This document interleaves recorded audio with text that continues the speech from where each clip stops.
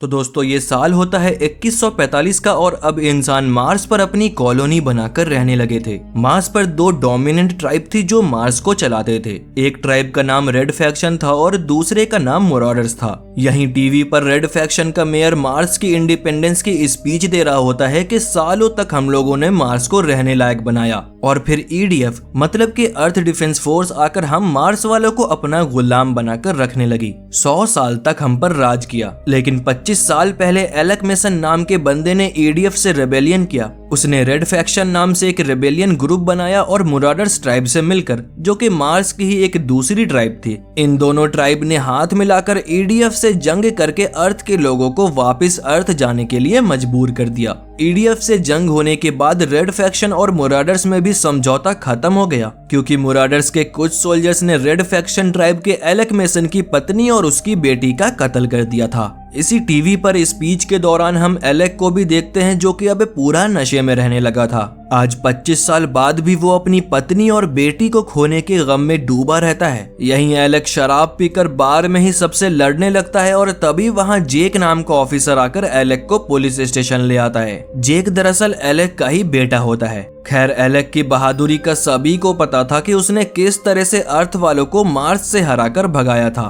तो police station का head officer Ben फिर एलेक को उसके बेटे के हाथों ही रिहा करवा देता है। दोनों बाप बेटे जेक और एलेक अब घर आते हैं और वापस एलेक अपनी पत्नी और बेटी को याद करके नशा करने लगता है। रेड फैक्शन का मानना था कि जेक की मां सामान्य चूंकि मोराडर ट्राइब की थी और उसने रेड फैक्शन के एलेक नामी इंसान से शादी कर ली, इसलिए मोराडर ट्राइब ने सामान्य और उसकी बेटी लायरा को मार डाला। लेकिन उस अटैक में जेक बच निकला। वहीं मोराडर्स की ट्राइब इस बात को हमेशा नकारती आई थी कि उन्होंने सामान्य और लायरा को नहीं मारा। खैर, अगले दिन बेन सभी ऑफिसर्स को बताता है कि 25 साल पहले जब इन्होंने ईडीएफ को मार्स से भगाया था, तब से ही ईडीएफ की एक शिप खराब होकर मार्स के ऑर्बिट में ही घूम रही थी, लेकिन आज ही वो शिप मार्स पर आकर क्रैश कर गई है। बेन यहाँ पर एक टीम बनाता है जिसे जेक लीड करने वाला था। इनका काम था कि ये उस शिप पर जाकर मुआयना करे और कुछ भी ईडीएफ की टेक्नोलॉजी उस शिप पर बची हो तो उसे सिक्योर करके वापस बेस पर आना था। ये शिप एक ऐसी जगह गिरा था जहाँ एटमॉस्फेयर काफी ज्यादा खराब था, इसलिए इस जगह पर ना ही तो रेड फैक्शन की ट्राइब आती थी और ना ही मोराडर्स की ट्राइब। इसके बाद ये सब लोग उस क्रैश साइट के लिए निकल जाते हैं। यहीं जेक के साथ एक मिस वेगा नाम की टेक्नोलॉजी ऑफिसर भी होती है। जेक यहाँ वेगा को बताता है कि मार्स के इस हिस्से में काफी ज्यादा एनोमलीज होती हैं। ये एनोमलीज दरअसल बिजली से बनी होती हैं और अगर कुछ भी इन एनोमलीज से टच हो जाए तो वो ब्लास्ट हो जाती थी। इनकी शिप भी एक छोटे से एनोमली से टकराने ही वाली होती है, पर ये सेफली लैंड कर जाते हैं। यहाँ अंदर जाने पर इन्हें सब कुछ टूटा और बिखरा पड़ा मिलता है। कई लाशें होती हैं जो कि काफी पुरानी होती हैं। यहीं वेगा और जेक को कुछ लोग व्हाइट सूट में दिखते हैं जो कि इन लोगों के आने से पहले ही यहाँ पहुंचे हुए थे। ये व्हाइट सूट वाले लोग इस शिप से पहले ही टेक का सामान चुरा कर जा रहे होते हैं। इन व्हाइट सूट के लोगों को देखकर जेक को अपना बचपना याद आने लगता है, क्योंकि ऐसे ही सालों पहले व्हाइट सूट में आकर कुछ लोगों ने उसकी माँ और बहन को मार दिया था। जेक जाकर उनमें से एक पर हमला कर देता है और वो देखता है कि ये एक लड़की होती है। इस लड़की को देखकर जेक उसे लायरा नाम से बुलाता है, मानो जेक को कुछ याद आ रहा हो। दरअसल जेक ने अपनी माँ को मरते हुए देखा था, लेकिन उसने अपनी सिस्टर को मरता हुआ कभी नहीं देखा था। बस सभी लोगों को पता था कि जेक की बहन मारी जा चुकी है, लेकिन उसकी लाश कभी किसी को नहीं मिली थी। जेक सोच में डूबा होता है कि ये शायद मेरी ही सिस्टर है और उतने में ही वो लड़की वहाँ से भाग जाती है। वापस बेस पर आने के बाद जेक देखता है कि मोराडर्स ट्राइब की लीडर ओमाया रेड फैक्शन को ब्लेम कर रही थी कि उन्होंने क्रैश साइट पर मोराडर्स के सोल्जर्स की जान ली है। वहीं रेड फैक्शन का मेयर ओमाया को बताता है कि उसके किसी भी सोल्जर्स ने किसी भी मोराडर्स की जान नहीं ली है, लेकिन ओमाया इस बात को नहीं मानती क्योंकि उसने अपने सोल्जर्स खोए थे और अगर रेड फैक्शन ने उनके सोल्जर्स को नहीं मारा तो आखिर किसने मारा। यहीं जेक बाद में बेन को बताता है कि क्रैश वाली साइट पे व्हाइट सूट में और भी लोग थे और उन्होंने ही मोराडर्स के सोल्जर्स को मारा होगा। जेक बताता है कि उसने वहां 25 साल की एक लड़की को व्हाइट सूट में देखा था जो कि उसे उसकी बहन लग रही रही थी। बेन लेकिन जेक की इन बातों पर यकीन नहीं करता क्योंकि ये व्हाइट सूट EDF यानी कि अर्थ डिफेंस फोर्स यूज करती थी, जिसे कई साल पहले मोराडर्स और रेड फैक्शन ने मिलकर हरा दिया था और उन्हें वापस अर्थ पे जाने के लिए मजबूर कर दिया था। जेक यहाँ बेन से अपनी बहन को ढूंढने जाने के लिए पूछता है, लेकिन बेन जेक को साफ मना कर देता है कि वो ये काम नहीं कर सकता क्योंकि उसे अपनी बहन को ढूंढने के लिए मोराडर्स के भी एरिया में जाना पड़ सकता है और मोराडर्स का रेड फैक्शन के साथ रिश्ता ऐसे ही खराब चल रहा था। जेक पर अपनी बहन को ढूंढने की ठान लेता है और वो अगले दिन मिशन पर जाने लगता है।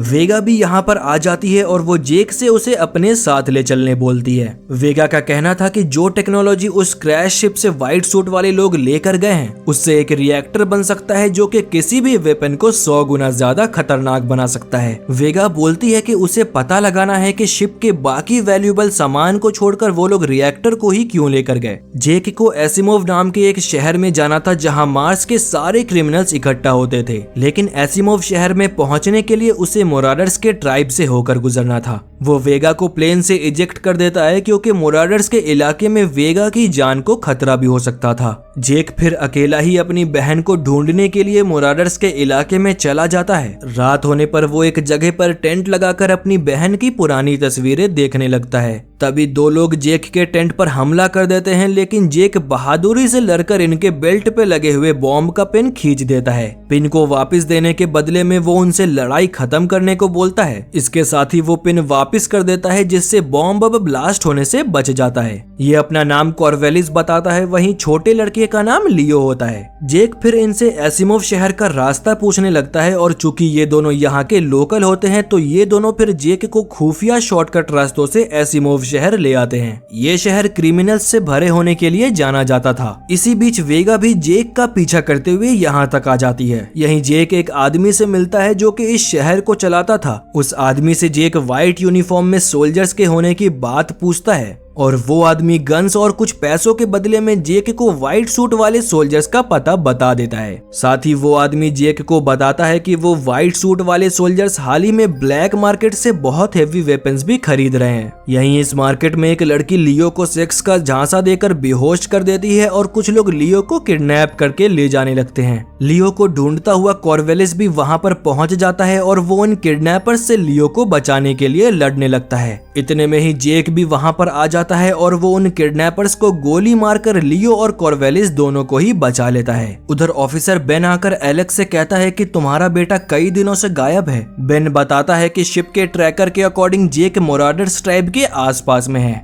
एलेक फिर घर आकर मोराडर्स ट्राइब की लीडर ओमाया को कॉल करता है। वो ओमाया से अपने बेटे की सलामती के लिए बोलता है कि मोराडर्स कहीं उसकी पत्नी और बेटी की तरह ही उसके बेटे को बिना जान से मार दें। ओमाया गुस्सा जाती है और वो कहती है कि मोराडर्स ने उसकी पत्नी और बेटी को नहीं मारा। वो कहती है कि रेड फैक्शन बिना मतलब के ही सालों से ये ब्लेम मोराडर्स पर डालते हुए आए हैं। उधर जेक और वेगा बताए हुए पते पर पहुंचते हैं तो उन्हें वहां एक बेस दिखता है। ये बेस कई सारी एनोमलीज से घिरा होता है जिससे ना तो कोई यहाँ पर आता था और ज्यादा एनोमलीज होने के वजह से ना ही तो ये एरिया सैटेलाइट में ही दिखता था। खैर ये दोनों गेट पे खड़े गार्ड्स को मारकर अंदर आ जाते हैं। यहाँ जेक को लायरा भी दिख जाती है, लेकिन तभी ही सारे गार्ड्स और लायरा का बॉयफ्रेंड यहाँ आकर इन्हें पकड़ लेते हैं। लेकिन जेक लायरा से ये बोलने में सफल रहता है कि वो उसकी बहन है। यहाँ का लीडर एक स्टॉलर नाम का आदमी होता है। लायरा फिर स्टॉलर से पूछने लगती है कि आखिर उसकी फैमिली को क्या हुआ था। स्टॉलर उसे बोलता है कि मैंने तुम्हें हजारों बार बताया है कि तुम्हारी फैमिली बचपन में मारी गई थी।